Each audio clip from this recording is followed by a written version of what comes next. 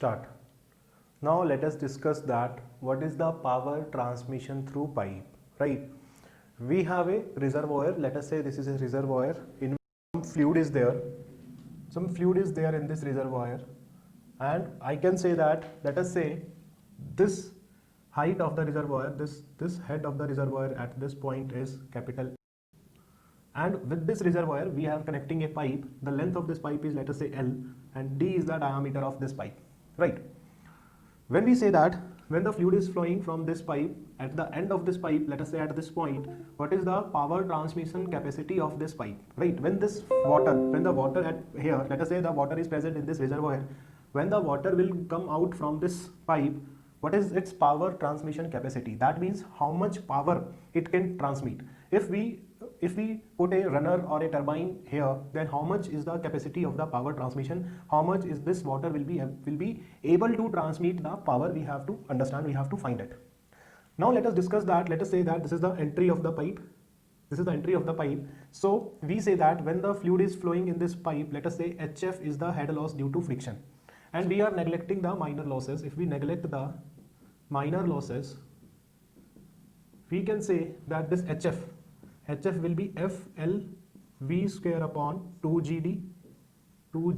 F is the friction factor of this pipe, L is the length, D is the diameter, and V is the velocity of the fluid which is flowing through this pipe. Now if I take 2 points, let us say at this entry of this pipe I will take the point 1, and at the outlet of this pipe I'll take the point 2. So we can say that what is the head available at the inlet? Head means how much is the energy available at the inlet point, that is point 1 is, this is height, head is H, so the head available will be capital H. This much head is available. I'll say that this is the total energy at this point 1. We are neglecting the velocity. Velocity is very less. So the head available at this point 1 is H, and we can say that head available at outlet, that is point 2, will be H minus HF. Right, from this head H, HF will be the loss. When the fluid is flowing from this point 1 to point 2, the head loss will be HF. So the energy will be lost. So now the net head available at point 2 will be H minus HF. Right. So we can say that power available at inlet is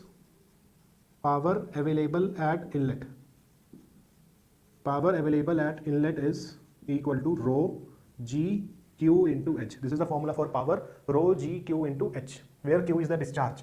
Q is the discharge, rho is the density of this fluid. So the head available at inlet is rho G Q into H, power, and power available at outlet. At the exit, the power available will be rho G Q into H minus HF, because now the head loss will be there because of the friction. We can say that now the head available at the outlet will be rho G Q into H minus HF.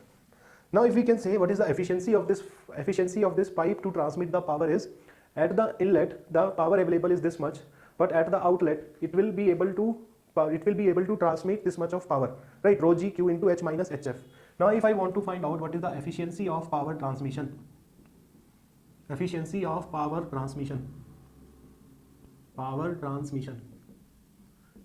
will be written as that what is the power available at outlet. It will be equal to power available at outlet, that is rho G Q into capital H minus HF. This is the available at outlet, divided by what is the power available at inlet is rho G Q H. This will be the efficiency of this pipe to transmit the power, right? This will be the efficiency. So from here you can write that efficiency will be equal to H minus HF upon capital H. H minus HF upon capital H. This much is the efficiency of the power. Now if you want that how much is the power transmission, will be, how much is the power transmitted by this pipe? Power transmission will be equal to rho G Q into H minus HF. This is the power transmission. So this will be equal to rho G Q into H minus HF is FL. If you say in the terms of discharge, I'll write FL Q square divided by 12 into D raised to power 5. This much is the power transmission. Right? This will be equal to FL Q square upon 12 into D raised to power 5. This much is the power transmission. Now we want to know that we always want that the power transmission must be maximum, right? We always want that the power transmission through this pipe will be maximum. So we want to find what is the condition for maximum power transmission. What will be the condition that this power which is transmitted is maximum? We know that for finding the maximum power transmission, we have to differentiate this power with respect to your discharge. Why we can say that? Because rho is constant, g is constant, head available at the inlet is constant, length of the pipe is constant, diameter is constant. Only the variable amount thing is discharge, right? Discharge can be varied. Discharge can be varied. So we can say that this is, let us say, power. So we have to differentiate this P with respect to discharge and put it equal to 0. This will be the power condition for maximum power transmission, that dP by d theta will be equal to 0.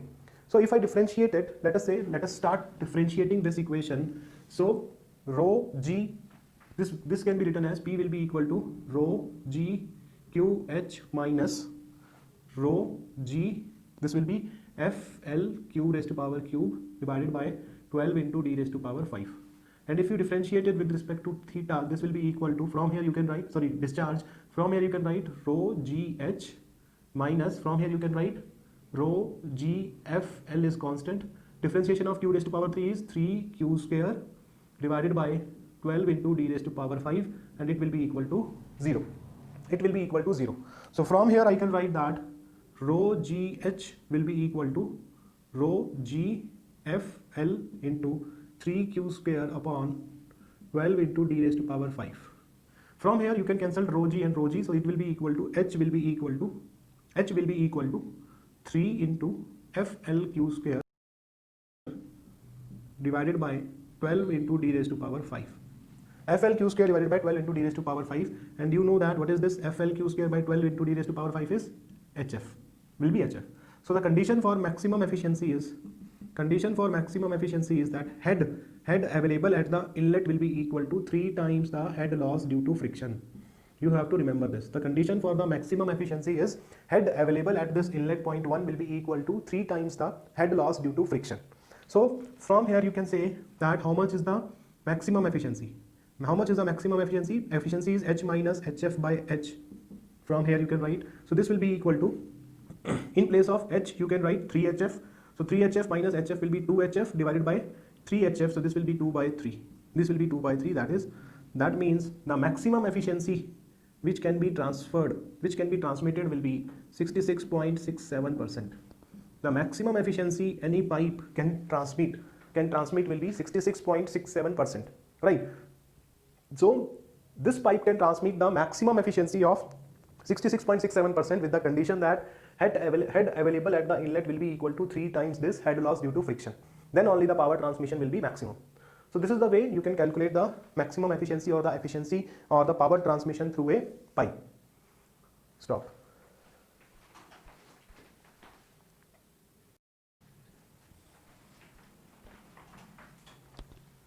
Start. Now let us discuss what will be the power available from the nozzle, right? We already see that what is the power transmission capacity of a pipe. Now if at the end of the pipe I put a nozzle, this is a nozzle, and let us say that the area of the nozzle is, let us say, small a. Small a is the area of this nozzle. Small a is the area of the nozzle, and let us say small d is the diameter of this nozzle. Let us say this is capital D, right? Small d is the area of this nozzle outlet area, diameter is small d, and this pipe diameter is, let us say, capital D. Now we want to find what is the power transmission capacity or power available at the nozzle. So we can say that if I neglect the minor losses, then what is this head H? What is this head H? I can say that this head H, which is available at point 1, this fluid particle is having head equal to energy equal to this head H.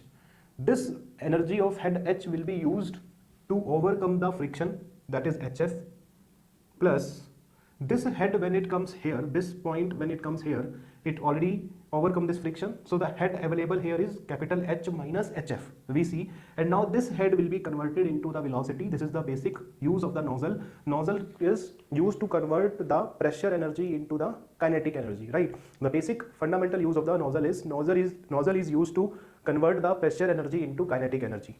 Now the head available at this point, that is capital H minus HF, this will be converted into the complete kinetic energy. So if the velocity at the outlet of this nozzle is, let us say, small v, so the kinetic energy head corresponds to this will be small v square by 2g.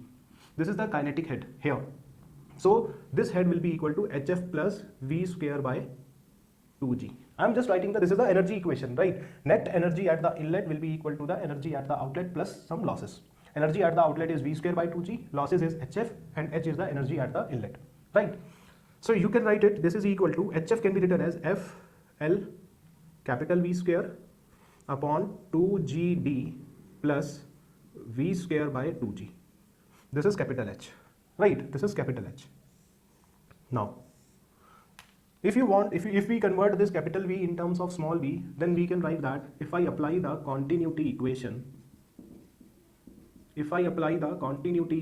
I can write at this point that capital A into capital V, that is area of this pipe into velocity of this pipe, will be equal to area of the nozzle into velocity of the nozzle. You can write this.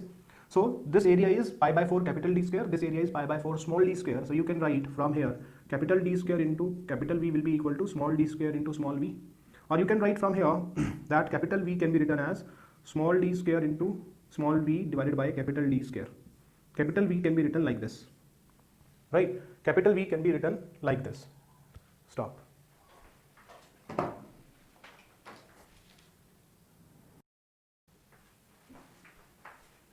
Start.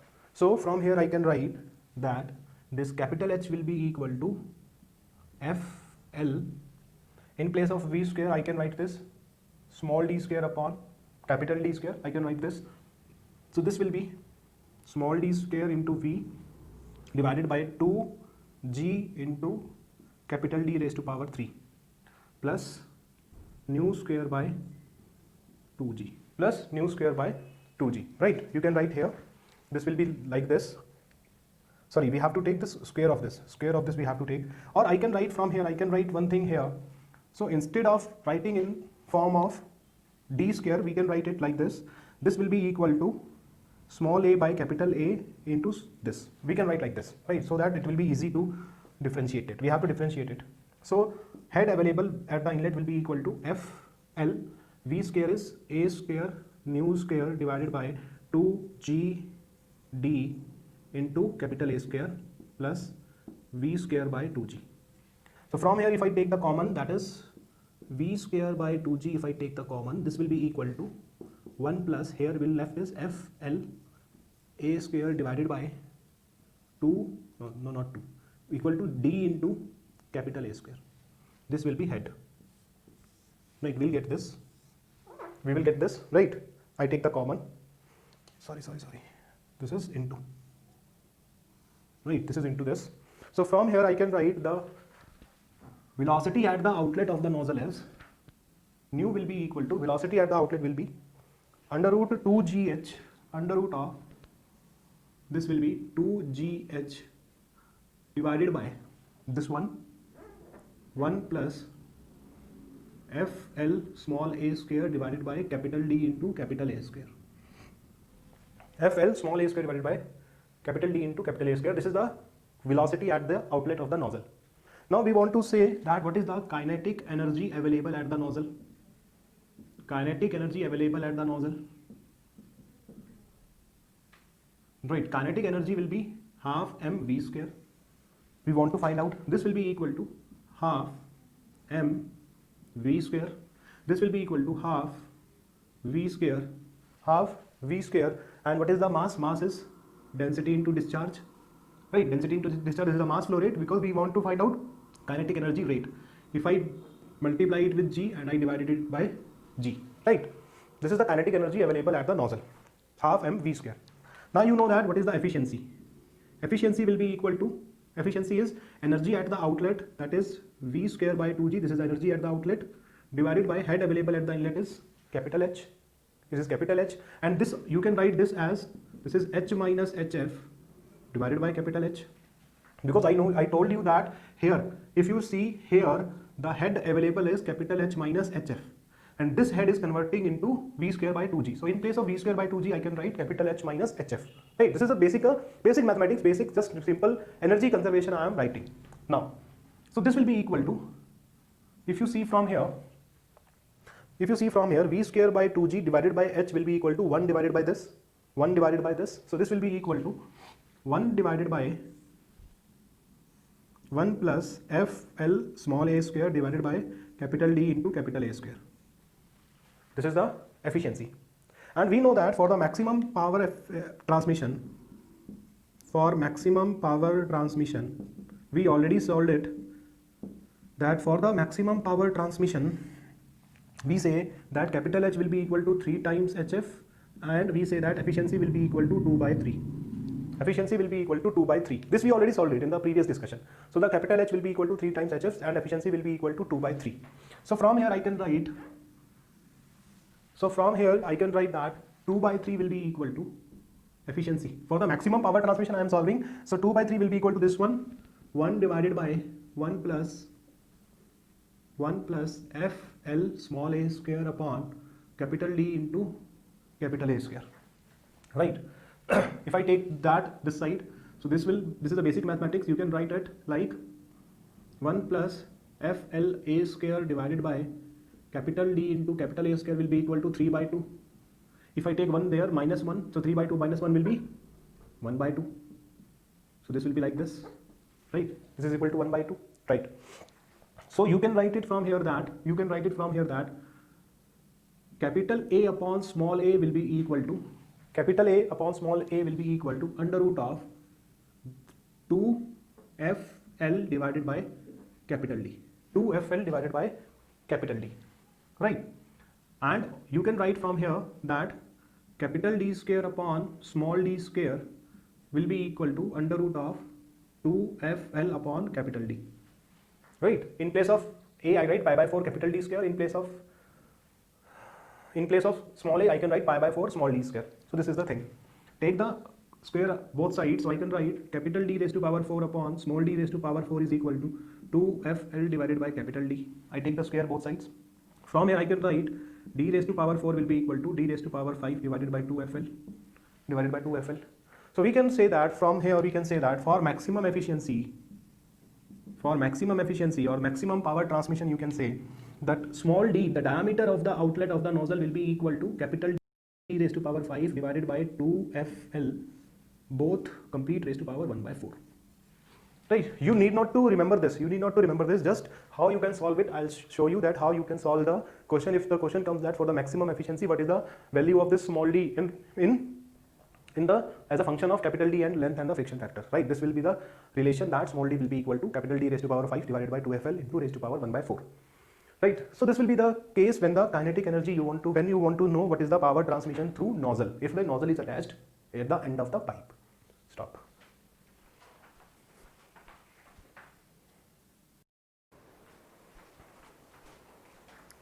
Start. Now let us discuss that what is the loss of head due to friction in the tapered pipe, right? Up to now we will discuss that what is the loss of head due to friction when the pipe is of constant diameter and the area is constant. What is the advantage with that? That for a constant area pipe, your velocity will remain constant, and you know that the head loss due to friction can be written as FLV square upon 2GD. This is the head loss due to friction. But let us say this is a tapered pipe in which the fluid is flowing in this direction. I'll say that fluid is flowing in this direction, and this diameter is D1, this diameter is D2, and we know that D1 is greater than D2. So in the direction of flow, area is increasing. So we can say, in the direction of flow, area is decreasing. So from the continuity equation, we can say that velocity of the flow increases continuously. Velocity of the flow increases continuously.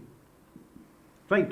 So we cannot directly use this equation because in this V is variable and diameter is also changing. If you see from here that at each and every section diameter is changing, and at each and every section velocity is also changing.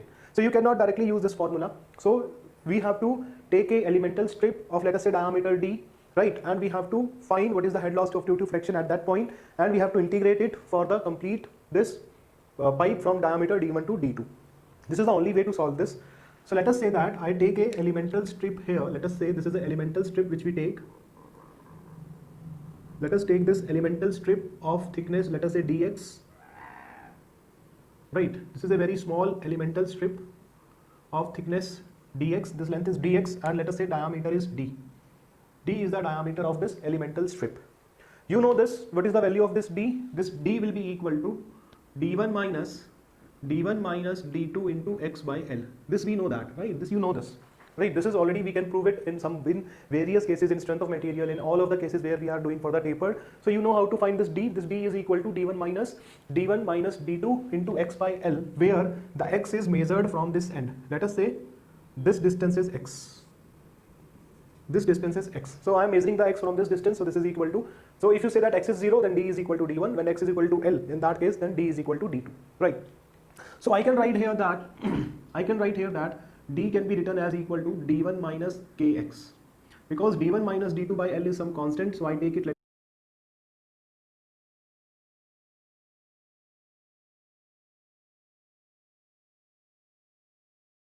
us say it is k. So the k will be equal to d1 minus d2 upon l. K will be equal to d1 minus d2 upon l. Now let us find out what is the frictional head loss. dh is the very small frictional head loss for this dx. If the fluid is flowing from this point to this point and it covering the length of dx, then what is the head loss?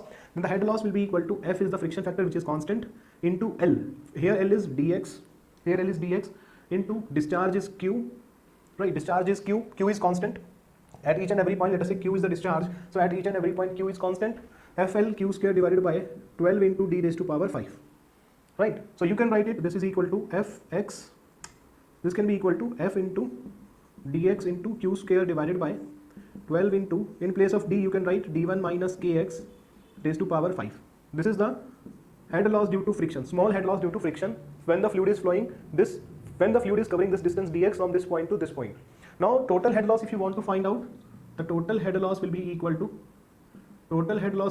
integration of this from d1 to d2. When the x is 0, then d1 is 0. When the x is l, then the d1 is, here d is d2, or you can write, this can be integrate, this is equal to f q square into dx into 12 into d1 minus kx raised to power 5. From x varies from 0 to l. X varies from 0 to l.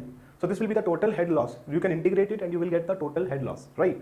So this is how you can solve the question if the velocity is changing, right? This I just want to show you that when the velocity is changing in the flow, then how you can calculate your frictional head loss. This is the only way you can go for it. Take an elemental strip, find the frictional loss for that strip, and then integrate it for the whole pipe or whole tube from length 0 to l. So this is the way you can solve this kind of a problem. Stop.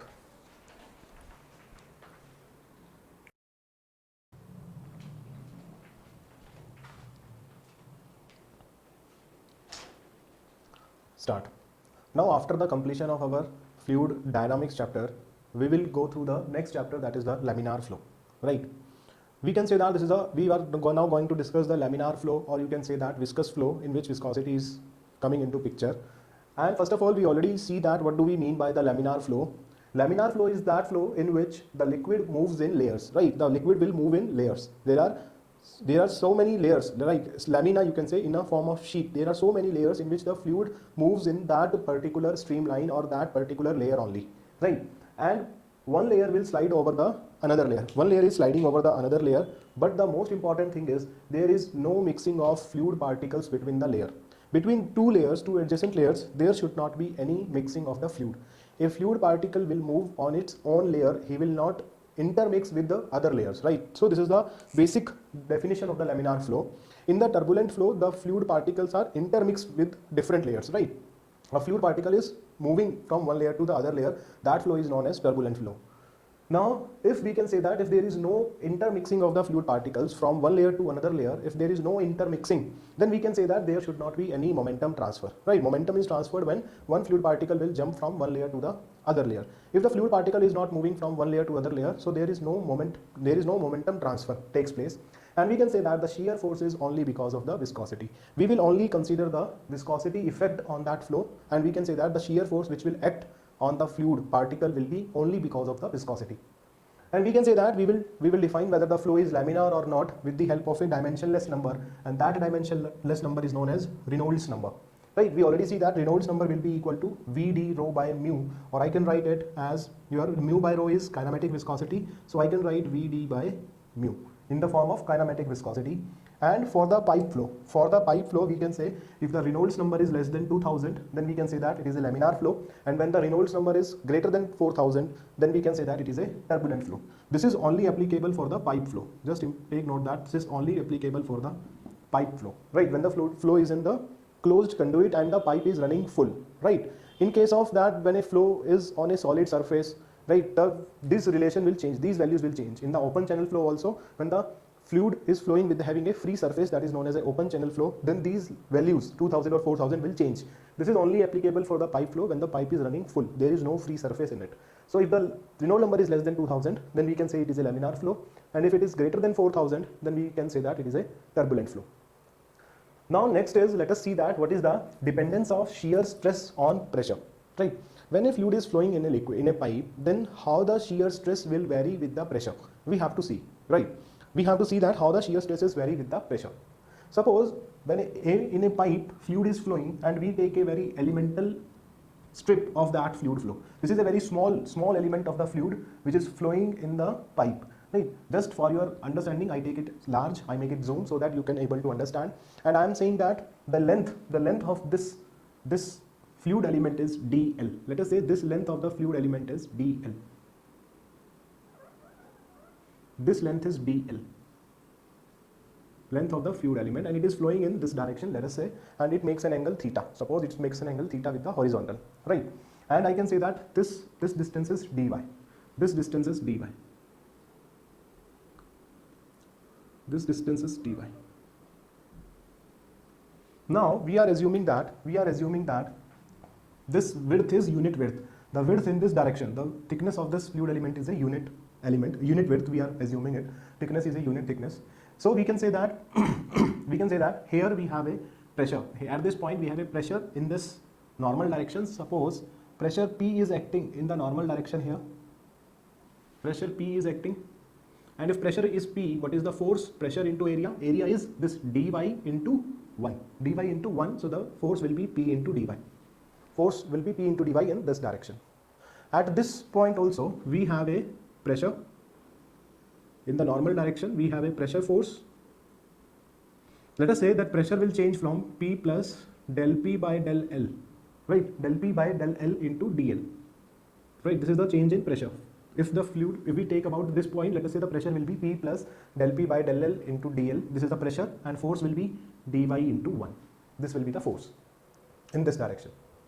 Now suppose in this bottom surface, we are saying that, let us say in this bottom surface, we have a shear stress. We have a shear stress acting in this direction, right? You know that in the bottom layer, the shear stress will be acting in this direction. So let us say this shear stress will be how much? Tau. Tau is the shear stress, and force will be shear stress into area. Area will be dl into 1. dl into 1. This will be the area, so this will be into dl. If in the bottom surface the shear stress is in this direction, then we can say that on the top surface the shear stress will be acting in this direction. I already told you that at the bottom of the layer the stress will be acting in this direction, and in the top layer the stress will be acting opposite to this in this direction, right? We know this because of the presence of velocity gradient, right? Because of the presence of velocity gradient, the shear stress directions will be like this. So here let us say that shear stress will be tau plus del tau by del y. In the y direction we are assuming that shear stress is varying into dy. This is the shear stress at this top surface, into force is dl into 1. This is the force acting in this direction, shear force, right? And I also say that there is a weight of this fluid particle which is acting in the downward direction. Let us say this is the center of gravity. This is the center of gravity, and in the downward direction,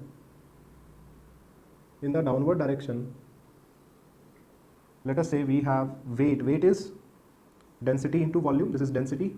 Volume is, area is dy into dl into 1, right? Into 1. This is mass, density into volume, mass, into g, that is weight, right? Into g, that is weight. It is acting in the downward direction, vertically downward direction, you can say, right? You can make it correct like this.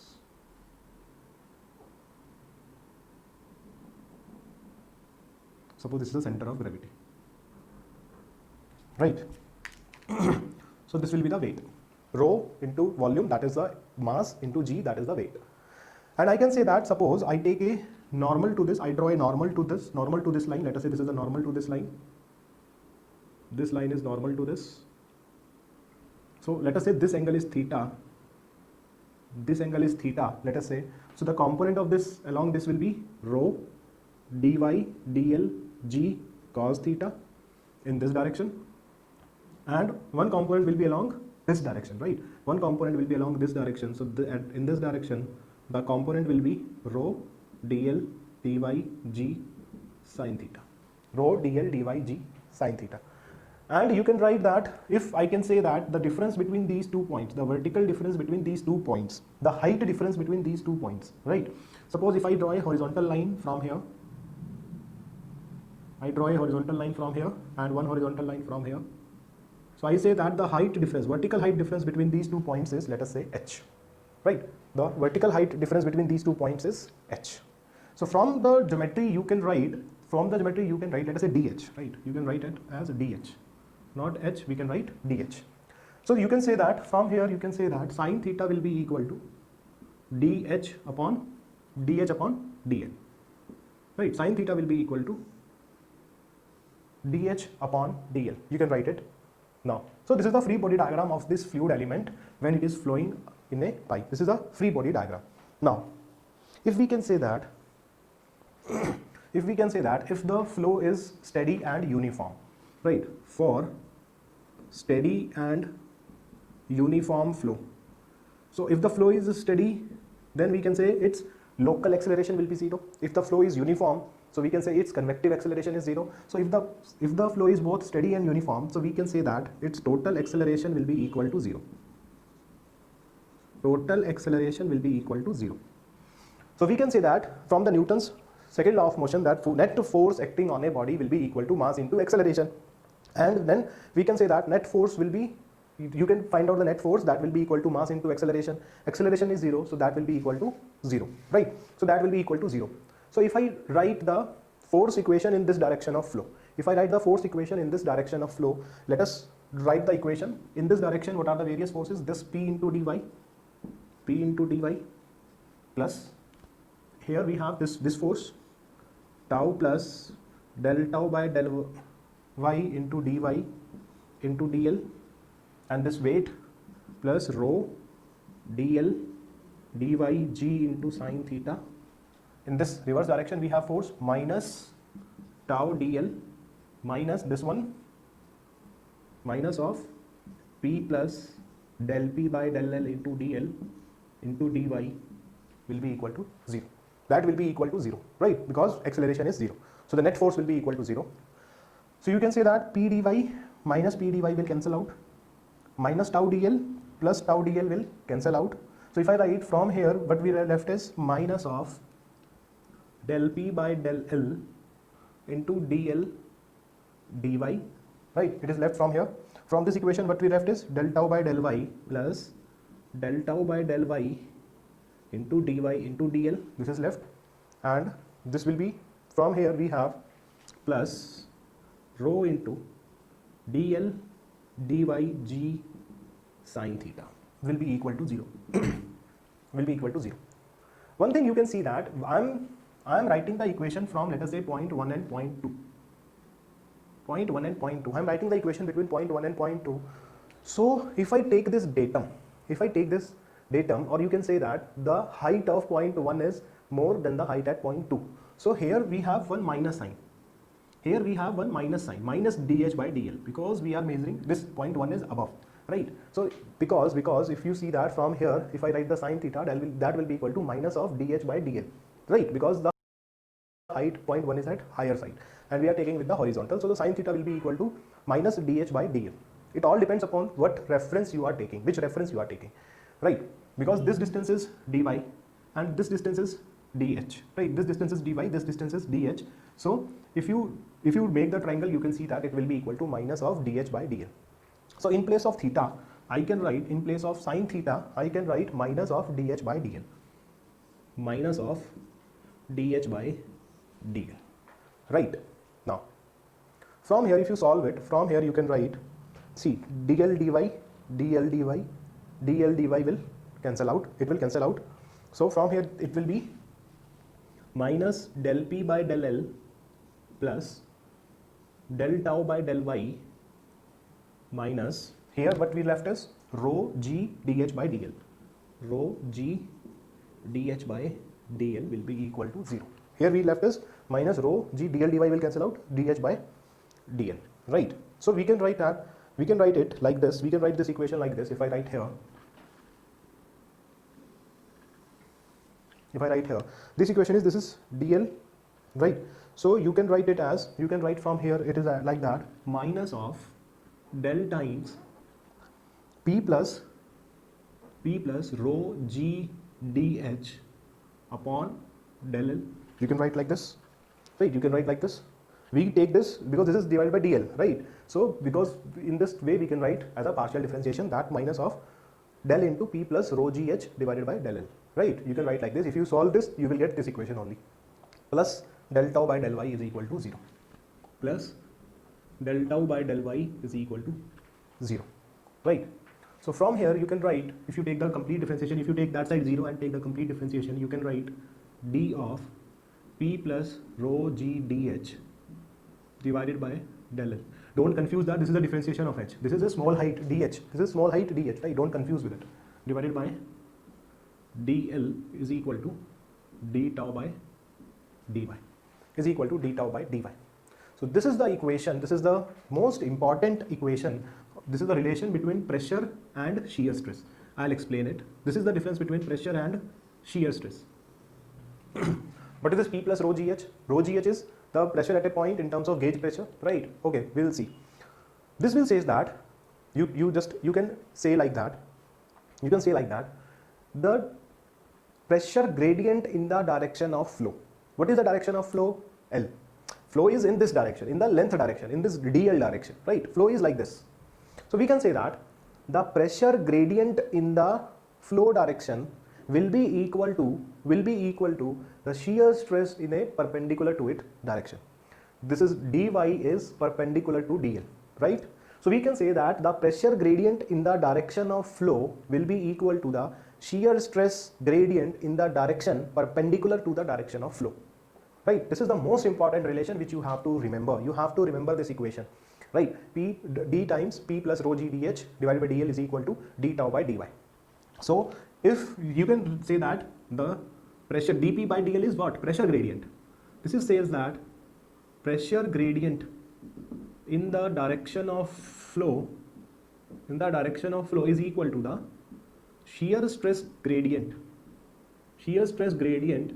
in direction perpendicular to the direction of flow, and the most important thing is this equation is valid for both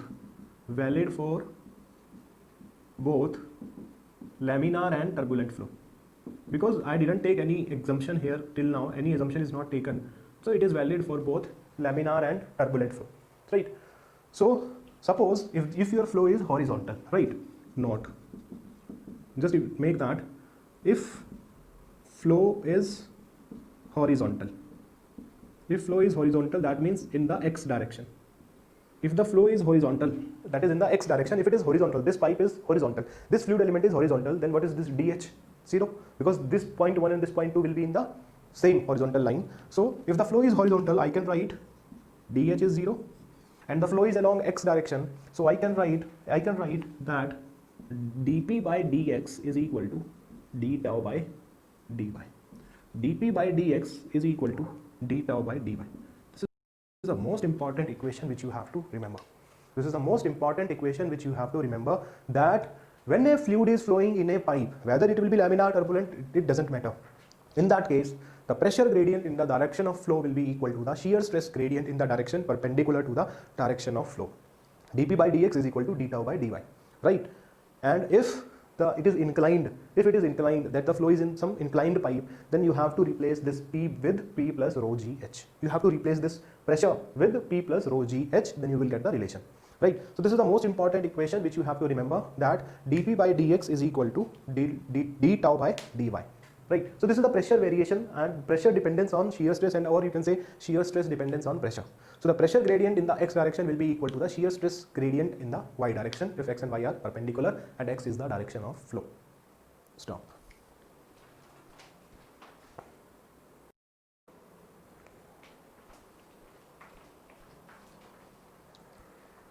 Start. Now let us discuss the flow through a circular pipe, right? We already see that what is the pressure variation or pressure dependence on the shear stress, and we say that del P by del X will be equal to del tau by del Y. That is, the pressure gradient in the direction of flow will be equal to the shear stress gradient in the direction perpendicular to the flow. Now let us see that when a laminar flow is considered, and that laminar flow is through a circular pipe. This is a circular pipe, right? This is a circular pipe, and I am saying that, let us say that R is the radius of this circular pipe, right? We'll say this radius of the circular pipe is capital R, and the fluid is flowing in this direction, and I am taking it as a horizontal pipe, right? This is a circular pipe.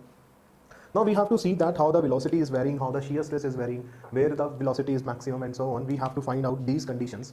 Why? Because we can say that when a fluid is flowing in this pipe, the fluid layer which is in contact with this solid boundary, has velocity 0, because we know that there is a no slip condition between the layer of the fluid and the solid boundary. So the velocity, there is no relative velocity between them. So we can say that at this point and this point, or you can say in this solid surface, the velocity will be 0.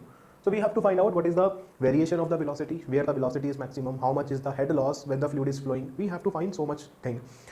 Now to solve this, let us take a small element. This is a very small element which we are taking. The length of this small element is, let us say, dx. The length of this small element, let us say this length is dx. This length is dx, and we can say that this small element is at a radius of small r if measured from the center. If measured from this axis of pipe, we are measuring the radius r from this axis, right? So this is at a radius r. And the area of this small element is, let us say, dA. dA is the area of this. Now let us see that how much is the force acting. How much is the force acting? We are taking the laminar flow, so we can say that here one pressure force is acting.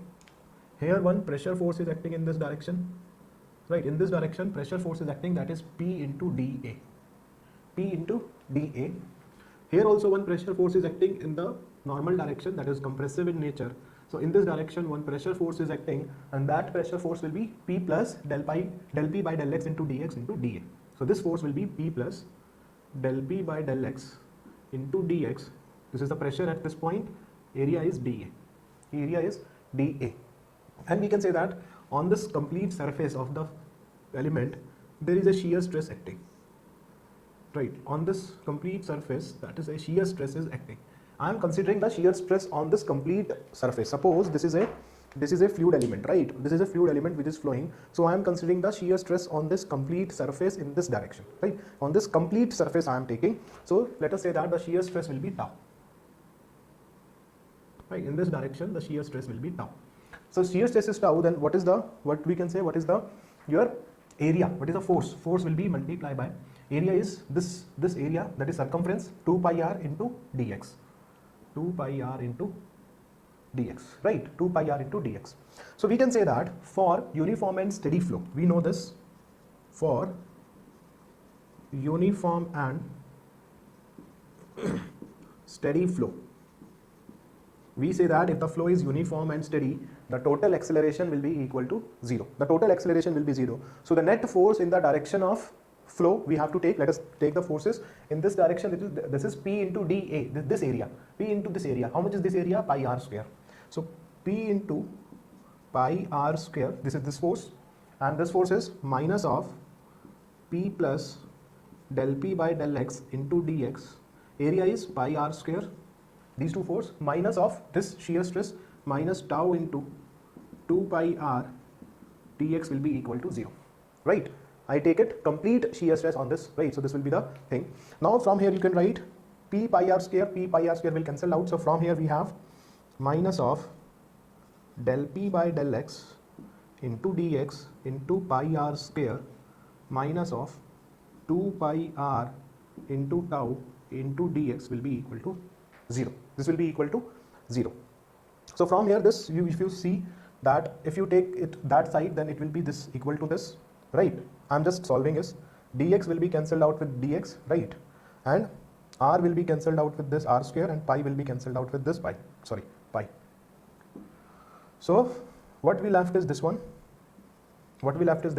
So from here you can write tau will be equal to minus of del P by del X into r by 2. This is the shear stress variation with radius.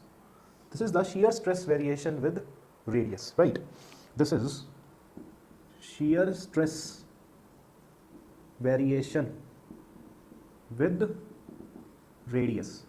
And if you see that in this, shear stress is directly proportional to the radius. Shear stress is directly proportional to the radius. So this is linear variation. This is linear variation. This is linear variation. And if you see that the shear stress is maximum, where the shear stress is maximum? Shear stress is maximum where this R value is maximum. R value is measured from this axis. So R will be maximum at your walls. R will be maximum at these walls.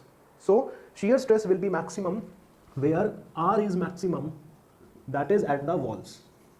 That is at the walls. So from here I can write that tau max will be equal to minus of del P by del X into capital R by 2.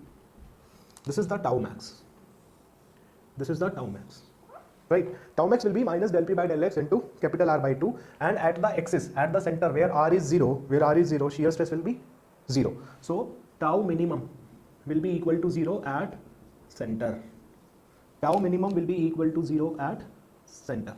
So this is the shear stress distribution. And if I show here the shear stress distribution, suppose I take this, we know how to show the stress distributions. At the wall, shear stress is maximum. Let us say this is tau max. Let us say this is tau max. At the wall, shear stress is maximum. Let us say this is tau max. At the center, it is 0, and it is a linear variation. It is a linear variation. So we have to draw a straight line. We have to draw a straight line. This is a straight line. We have to draw a straight line. So this will be the shear stress variation. In case of laminar flow through a pipe, the shear stress variation will be a linear variation, which is maximum at the walls or the boundary and minimum and is equal to 0 at the center. So this is your shear stress distribution. Shear stress distribution, this one. Right, this one is your shear stress distribution, and you have to remember this equation. Tau is equal to minus of del P by del X into small r by 2. You have to remember this equation. Right. Stop.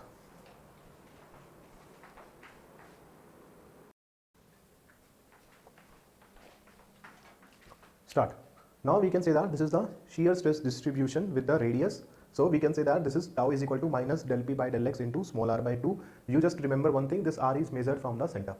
Right. You have to remember these relations. Right. Now let us say that if I say suppose if I measure the distance, if I measure from the wall, right? I say that this distance is small r. Right. If I measure the distance of this layer from the center, it is small r, and if I measure its distance from the wall, if I measure the distance from the wall, so I can say, let us say that it is small y. So from here you can simply write the equation that small r plus y will be equal to capital R. This is capital R, right? This is capital R. So from here you can write that small r plus y will be equal to capital R, right? So from here you can write that y will be equal to capital R minus small r. Now if I differentiate it, it will be dy will be equal to differentiation of r. Radius is constant. Capital R is constant. This pipe diameter or radius is constant, so the differentiation of r is 0. Minus of differentiation of small r will be dr, right? Dy will be equal to minus of dr. So let us say that this is one equation which we have to use. Dy will be equal to minus of dr. Now, from the Newton's law of viscosity, if I say from Newton's law of viscosity, so Newton's law of viscosity says that tau will be equal to mu into du by dy. Tau will be equal to mu into du by dy. In place of dy, I can write minus dr. So this will be equal to minus of mu into du by dr, right? In place of dy, I write minus dr. So from here you have one equation of the shear stress, and here you have one equation for the shear stress. If I equate both of them, so I can write minus del P by del X into small r by 2 is equal to minus of mu into du by dr.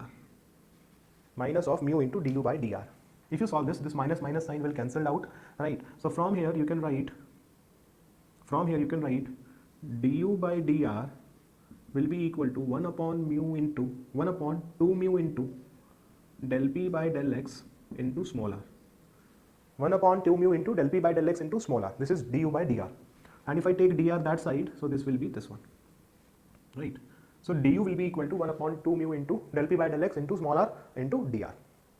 If I integrate it, if I want to find out what is the total velocity, what is the velocity variation, this is change of velocity. But if I want to find what is the velocity, so u will be equal to integration of du, that is equal to integration of 1 upon 2 mu into del p by del x into small r into dr, right, into dr. This will be the integration. So now we assume that we already say that the pressure gradient del p by del x is not a function of r. We say that the pressure gradient is not a function of r. The pressure gradient is not a function of r. In the vertical direction, pressure gradient is not there. Only in the x-axis we have pressure gradients, right? So del p by del x is not a function of r. We say that del p by del x is the pressure gradient in the x direction, right? So this is not a function of r. This is only a function of x. This is not a function of r.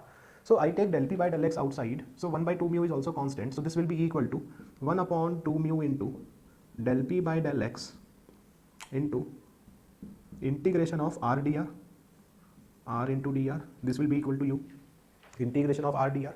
So if you integrate it, so this will be equal to 1 upon 2 mu into del p by del x into r integration is r square by 2 plus integration constant. This will be equal to velocity.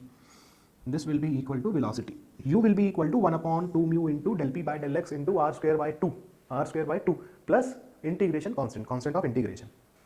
Now you have to find what is the value of this c. So this can be found out with the help of boundary conditions. You know that how you can find the constant of integration with the help of boundary condition. What is the boundary condition? Boundary condition is when this radius is capital R. When the radius is this capital R, so at this point velocity will be 0. No slip condition, velocity will be 0. So the boundary condition is that when small r will be equal to capital R, that means at the walls your velocity will be equal to 0. Why? No slip condition. We know this, no slip condition. So the velocity here will be equal to 0. So if I put the value of small r is equal to capital R, then u will be equal to 0. U will be equal to 0. So let us put this value. So 0 will be equal to 1 upon 2 mu into del p by del x into capital R square by 2 plus c will be equal to 0, right? So you can say that if you take that side, then you can say that c will be equal to minus of this, right? C will be equal to minus of this, minus of 1 upon 2 mu into del p by del x into capital R square by 2.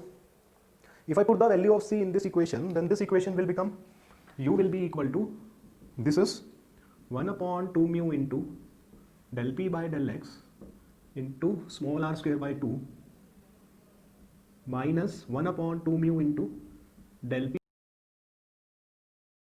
p by del x into capital R square by 2. Capital R square by 2, this is the value of c, I put it, right? So if you solve this, then you will get, if I take from here common, this is 1 upon 4 mu, if I take common, so this will be equal to, I take minus 1 upon 4 mu common into del p by del x, inside what left is capital R square minus small r square. Capital R square minus small r square. So this will be equal to velocity. This will be equal to the velocity variation. This is the velocity at a radius small r. This is velocity at a radius small r. You have to remember this equation. In the paper, we don't have so much time to differentiate or to derive these equations. So we have to remember these important equations. First important equation is this one, shear stress variation, right? And second important equation is this one, velocity variation. So if you see from here that how the velocity is varying with radius, you can see that velocity is varying with radius like u is proportional to r square. U is proportional to r square. So how is this variation? This is parabolic variation. This is parabolic variation. So the velocity in this case will vary parabolically. Velocity will vary parabolically, right? So we can say that if I show you here that how the velocity is varying, suppose this is a section.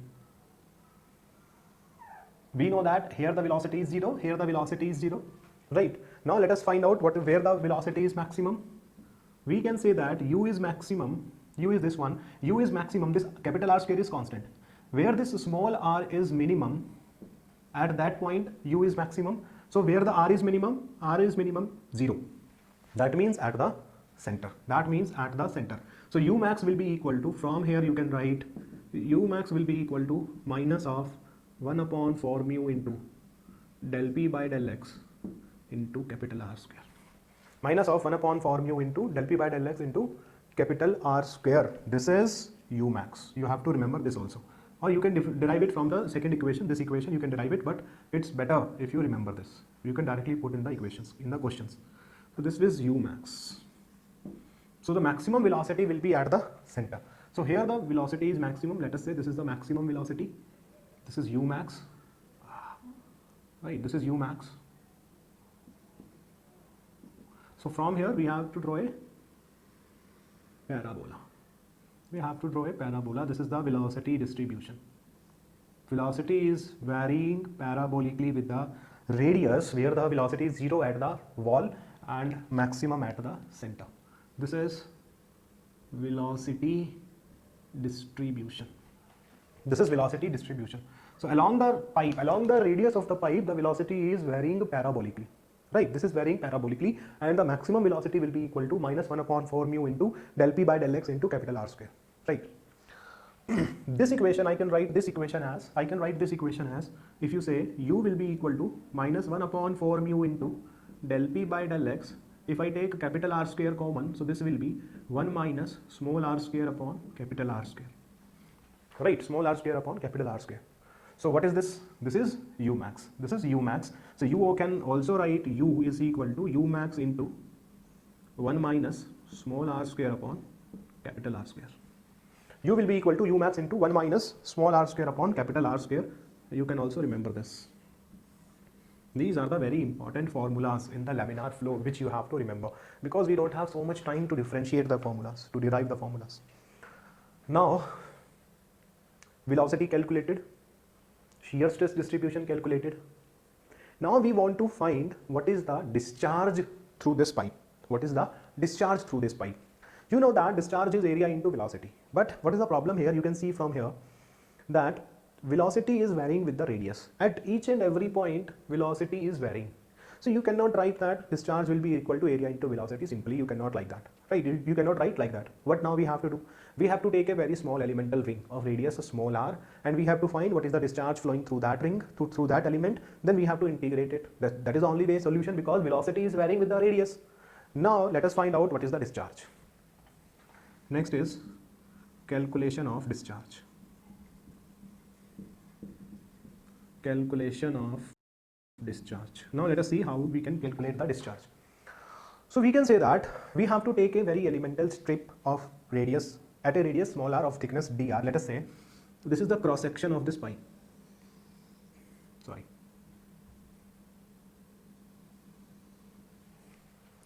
Okay, we'll draw it there.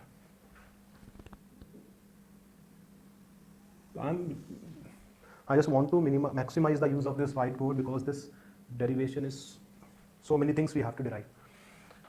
Let us say this is the cross section of this pipe of radius capital R.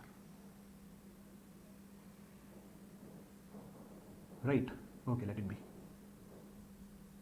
This is of capital R radius. Let us say this is the center. This radius is capital R. Now if we want to calculate the discharge, we have to take a elemental strip. So let us take a elemental strip. So suppose I have taken a elemental strip here. No.